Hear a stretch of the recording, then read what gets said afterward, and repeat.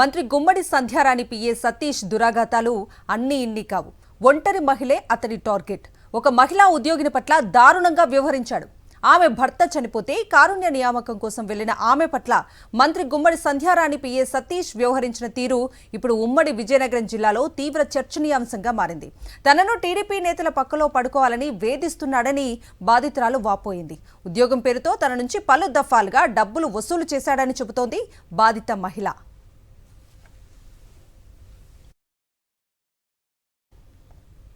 టీడీపీలో పెద్ద నేతలు ఇష్టపడుతున్నారని వాళ్లతో పడుకుంటే లైఫ్ సెటిల్ అయిపోతుందంటూ సతీష్ ప్రలోభ పెట్టాడని వాపోతోందామే. సతీష్ దురాఘాతంపై మహిళా మంత్రికి ఫిర్యాదు చేసినా ఫలితం లేదని, పైగా పీఏకే వత్తాసు పలుకుతోందని ఆవేదన వ్యక్తం చేసింది. ఫోన్ కాల్స్, వాట్సాప్ చాటింగ్ ద్వారా బెదిరింపులకు పాల్పడ్డాడని పోలీసులకు ఫిర్యాదు చేసినా పట్టించుకోలేదని చెబుతోందామె. ఇప్పటికే మంత్రి గుమ్మడి సంధ్యారాణి పిఏ సతీష్ కీచక పర్వంపై సాక్షి కథనాలు ప్రసారం చేసింది. అయినప్పటికీ అటు అధికారులు కానీ ప్రభుత్వ పెద్దలు కానీ పట్టించుకున్నట్లుగా వ్యవహరిస్తున్నారు. మహిళకు అన్యాయం జరుగుతుంటే పట్టించుకోరా అని ప్రజల్లో చర్చ జరుగుతోంది. భర్త చనిపోయిన మహిళను లైంగికంగా వేధించిన మంత్రి గుమ్మడి సంధ్యారాణి పిఏ సతీష్ ను వెంటనే అరెస్ట్ చేయాలని వైఎస్ఆర్సీపీ మాజీ ఎమ్మెల్యే భాగ్యలక్ష్మి డిమాండ్ చేశారు. జరిగిన సంఘటనకు మంత్రి సంధ్యారాణిని బాధ్యురాలిగా చేస్తూ బర్తరఫ్ చేయాలన్నారు. మహిళలపై రోజురోజుకు హత్యలు, అఘాయిత్యాలు పెరిగిపోతుంటే సీఎం చంద్రబాబు ఏం చేస్తున్నారని ప్రశ్నించారు.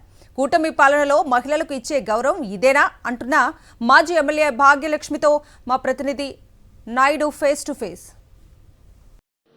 కూటమి పాలనలో మహిళలపై రోజురోజుకు అఘాయిత్యాలు పెరిగిపోతున్నాయి.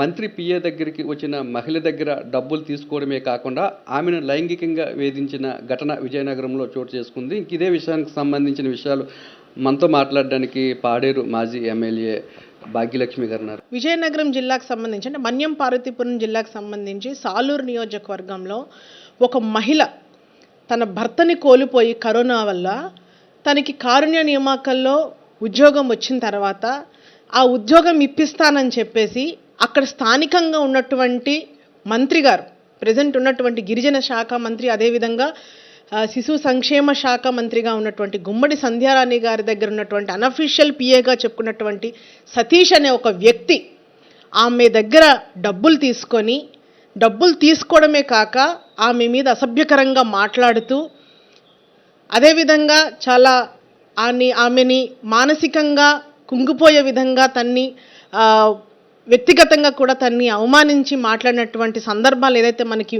మీడియా మాధ్యమంలో వచ్చాయో దాన్ని మేము పూర్తి స్థాయిలో మేము ఖండిస్తూ ఉన్నాం.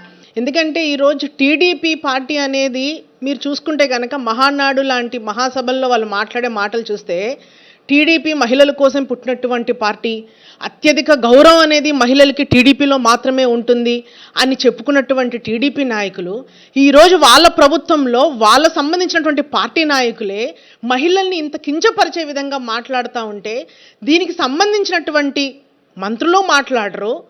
అదేవిధంగా ఇన్ని విషయాలు తెలిసినటువంటి ముఖ్యమంత్రి గారు దీని మీద స్పందించరు.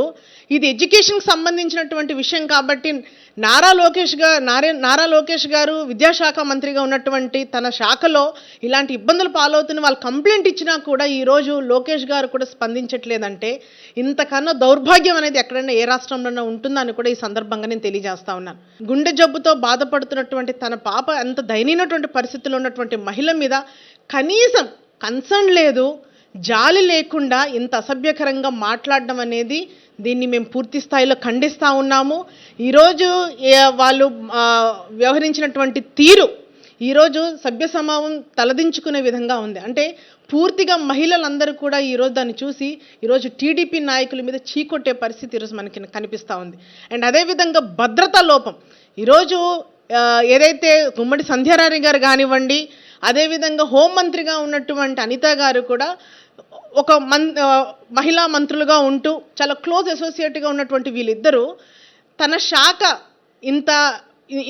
ఇలాంటి ఇబ్బందులు పడతా ఉంటే కనీసం రక్షణ కల్పించాల్సినటువంటి హోంశాఖ కూడా ఈరోజు కనీసం అనిత గారు స్పందించకపోవడం అనేది నిజంగా చాలా చాలా దారుణం అని కూడా ఈ సందర్భంగా నేను తెలియజేస్తా ఉన్నాను. భర్త చనిపోయిన మహిళని కూడా చూడకుండా మంత్రి గుమ్మడి సంధ్యారాణి పిఏ సతీష్ వ్యవహరించిన వైఖరిని తీవ్రంగా ఖండిస్తున్నామని, వెంటనే ఆయన్ను అరెస్ట్ చేయాలని, ఈ జరిగిన సంఘటనకు బాధ్యత వహిస్తూ మంత్రి సంజయ్ రాణిని బర్తరఫ్ చేయాలని డిమాండ్ చేస్తున్నారు. మళ్ళీ రాష్ట్రంలో ఇటువంటి సంఘటనలు పునరావృతం కాకుండా ప్రభుత్వం కఠినమైన చర్యలు తీసుకోవాలని చెప్పి డిమాండ్ చేస్తున్నారు. కెమెరాన్ అప్పలరాజుతో నాయుడు, విశాఖపట్నం నుంచి.